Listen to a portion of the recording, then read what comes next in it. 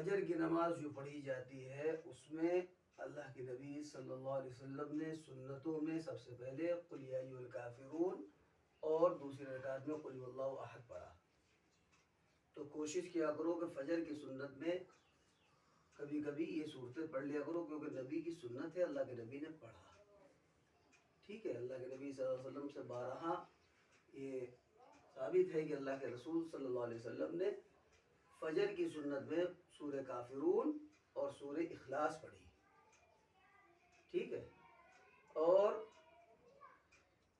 جب اکیلے نماز پڑھا کرو تو فجر کی نماز میں فرض نماز میں کبھی کبھی کلوز برب الفلق و کلوز برب الناس بھی پڑھ لیا کرو.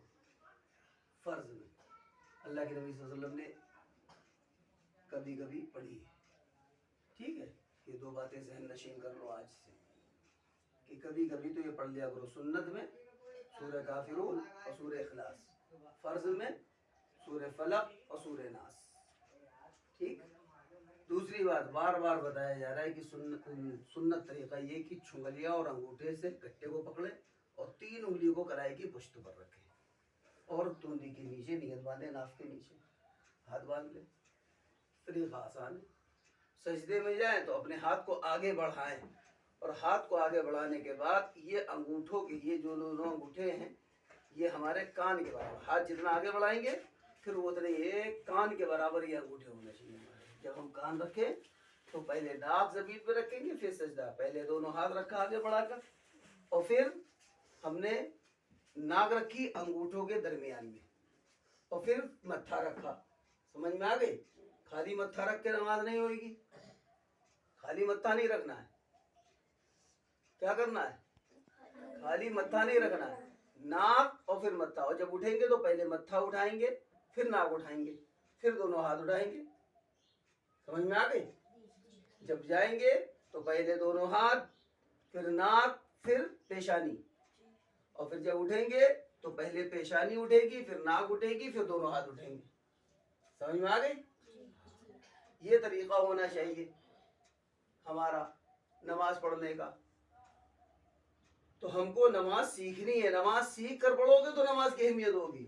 مسلمان خالی بس نام کے مسلمان بن کے جیسے سمجھ میں آ رہا ہے اسے نماز پڑھ لیں، بھیڑ بکریوں کے ذریعے چل رہے، کوئی مسئلہ ہی نہیں. نماز سیکھو نا، سکھائی جا رہی ہے اور جو چیز سکھائی جائے اس کو کرنے کی کوشش کرو. کرو گے نہیں، کروایا جا رہا ہے کر ہی نہیں رہے ہو. اس پر کوشش کریں.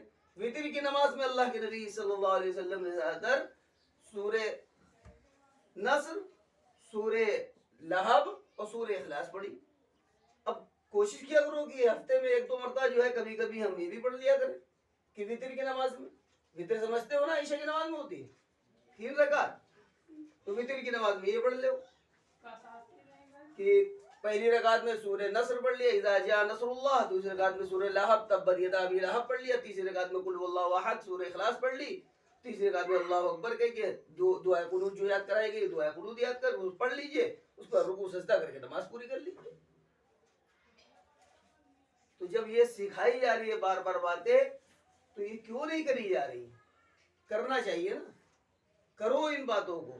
سجدہ کیسے کرنا ہے، نیت کیسے باندھنی ہے، انگلی کہاں ہونی چاہیے، چنگلیوں اور انگوٹھے سے گٹے کو پکڑے اور 3 انگلیوں کو کلائی کی پشت پر رکھیں. سنت ہے تو سنت کو ادا کرتے ہوئے نماز پڑھو نا. دونوں ہاتھ کانوں تک اٹھے.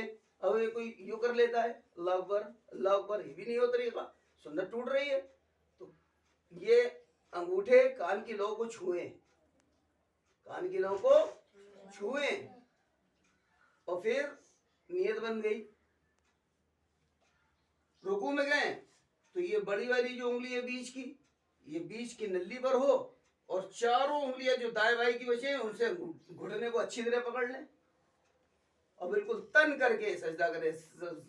پیٹھ ایک دم برابر ہونی چاہیے، کبڑی کبڑی نہ ہو کہ اگر ایک پیالہ رکھ دیا جائے تو وہ پیالہ پانی کا بھرا ہوا رکھا رہے، گرے نہ.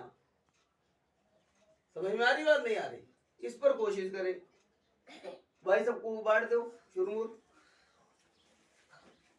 سب کو 2 چرمور بانٹو بھائی بسم اللہ کر کے. ادھر سے بانٹو چھوٹے بچوں کی طرف سے. تو سمجھ میں آ رہی؟ کرو گے عمل نہیں کرو گے؟ करना ही नहीं है नमाज पढ़ना नहीं है, मस्जिद जाना नहीं है नमाज पढ़ने के लिए।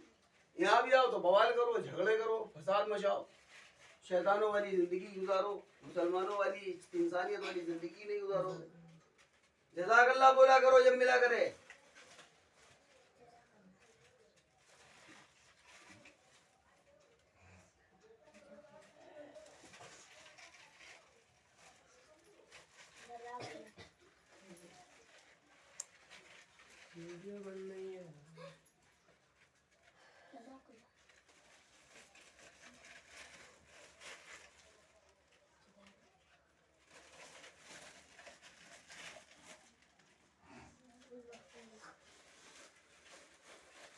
बिल्कुल तैयार बैठा लेना चाहिए।